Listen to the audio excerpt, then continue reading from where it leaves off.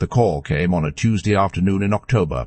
My son's voice was calm at first, almost careful, the way people sound when they have rehearsed what they are about to say. He told me there were concerns. He used words like oversight and clarity and just wanting to make sure everything is in order. I stood at my kitchen window looking out at the backyard. I had maintained alone for a decade, and I did not say a single word until he finished. Then I said, "I know exactly what this is about, Marcus, and I have been ready for this conversation for 3 years." The line went quiet. That silence was the first honest thing that had passed between us in longer than I could remember. My name is Robert Calloway. I am 64 years old. I spent 35 years working in commercial insurance, built a career from a entry-level claims adjuster to regional director, raised 2 sons in a 4-bedroom house in suburban Ohio, and buried my wife Carol after a 2-year battle with ovarian cancer in 2013. What happened in the decade that followed is not a story about bitterness. It is a story about a man who watched, documented, and waited until the truth had nowhere left to hide. Carol and I were not wealthy people in the way that word gets thrown around. We were disciplined people. We bought our house in 1991 for $107,000 and paid it off in 22 years. We drove cars until they stopped running. We cooked at home 5 nights a week and saved the difference. Every year, without fail, we put money into retirement accounts, into a modest investment portfolio, into a college fund for our boys. Marcus was the older one, sharp with numbers, became a financial analyst in Chicago. Derek was quieter, steadier, worked in logistics management outside Columbus, stayed closer to home. We had given both of them good educations without debt. We had helped with down payments. We had shown up to everything that mattered. What I did not fully understand while Carol was alive was how much of the family she was holding together simply by being herself. She was the one who organized holidays. She was the one who called the boys on random Tuesdays just to check in. She was the one who remembered every grandchild's birthday without a reminder app and sent cards with handwritten notes inside. When she was gone, I assumed we would all pull closer because grief does that to some families. It did not do that to ours. Within 18 months of her funeral, the calls dropped off. The visits became quarterly, then occasional, then something I stopped expecting and started just hoping for. I told myself for the first 5 years that this was normal. Men my age lose their wives and their families drift. Adult children have demanding lives. I did not want to be the father who made his grief everyone else's burden. So I stayed quiet. I handled the house alone. I maintained the yard alone. I went to my own medical appointments alone. I sat through Thanksgiving alone in 2015, Christmas alone in 2016, my own 60th birthday with nothing but a group text that said, "Happy birthday, Dad," with a balloon emoji. I told myself it was temporary. I told myself they were just busy. I was wrong on both counts, but I did not know the full picture yet.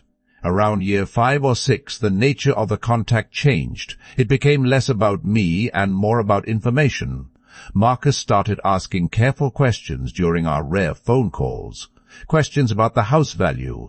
Questions about whether I had updated my beneficiary designations after Carol passed.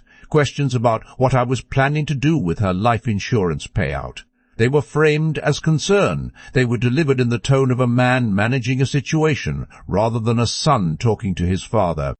Derek was less direct, but followed Marcus's lead the way he always had since childhood. I noticed. I filed it away. I did not react. In the spring of year 7, Marcus visited. It was one of Mabel's 4 visits that year, and it felt obligatory from the moment he walked through the door.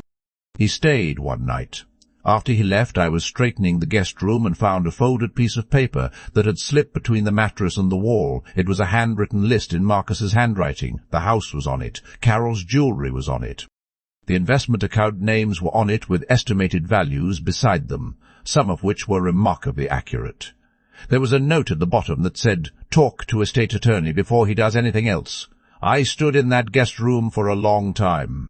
Then I took the paper, photographed it, placed the photo in a locked folder on my phone, and put the original back exactly where I had found it. That photograph was the moment my patience stopped being passive and became purposeful. I was not waiting any more out of hope.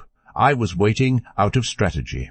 The following Monday I called my attorney of 20 years, a woman named Patricia Osei, who had handled every legal matter in my life since I bought the house. I told her everything. I told her about the list. I told her about the questions Marcus had been asking. I told her about the decade of absence that preceded all of it. Patricia listened without interrupting. When I finished, she said, "Robert, let's make sure that when they move, there is nothing left to move against." We got to work that afternoon. Over the following 18 months, Patricia and I restructured everything quietly and legally. The house was transferred into a living trust with specific distribution instructions that removed all ambiguity and all parental control over timing. The investment accounts were reorganized with updated beneficiaries that reflected my actual wishes, not assumptions anyone had made about default inheritance. I established a charitable foundation in Carol's name and directed a significant portion of the estate toward it, funding literacy programs and cancer research, causes she had believed in deeply. I also created a detailed personal record, every year documented, every absence noted, every financial decision I had made independently and competently recorded with dates and witnesses. Patricia held the master copy. I held a second copy in a fireproof safe. A third copy existed with a trusted friend in a sealed envelope. While all of that was being arranged, I was also building something for myself that had nothing to do with them. I joined a veteran support group even though I was not a veteran, because a neighbor invited me and the men there understood something about carrying weight without complaining.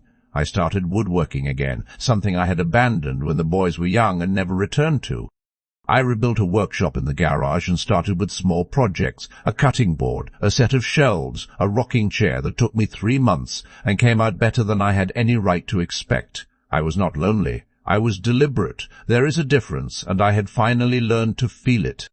When Marcus made that Tuesday call in October, it was because he had heard through a distant family connection that I had been seen with an attorney and that changes had been made to the estate. He had heard enough to be alarmed, but not enough to know what he was dealing with.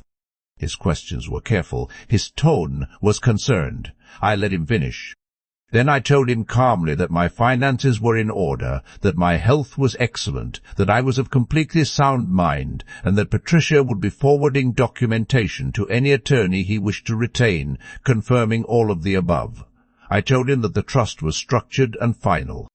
I told him that Carol's foundation was funded and operating. I told him that the grandchildren had educational trusts in their names that would be accessible to them directly at age 25 with no parental involvement required. And I told him that if he or his brother ever genuinely wanted a relationship with their father, not an inheritance timeline, but an actual relationship, I was open to that and always had been. Then I said goodbye and ended the call. It has been 14 months since that conversation. Derek reached out 6 weeks later. His message was short and did not contain an apology, but it contained something I had not heard from him in years, a question about me rather than about money. He asked how I was doing. He asked what I had been building in the garage. We have spoken 4 times since then, nothing dramatic, just 2 people figuring out whether there is anything left worth rebuilding. I am cautious. I am open. I am not rushing. Marcus has not contacted me again. I have made my peace with the possibility that he may not. Carol would have grieved that. I have learned to hold it differently. My name is Robert Calloway. I am 64 years old. I worked for 35 years, loved one woman completely, raised 2 sons who mistook my silence for weakness and my patience for ignorance. What they did not understand, what I could not make them understand until the documents were signed and the accounts were restructured and there was nothing left to contest, was that silence is not the same as surrender.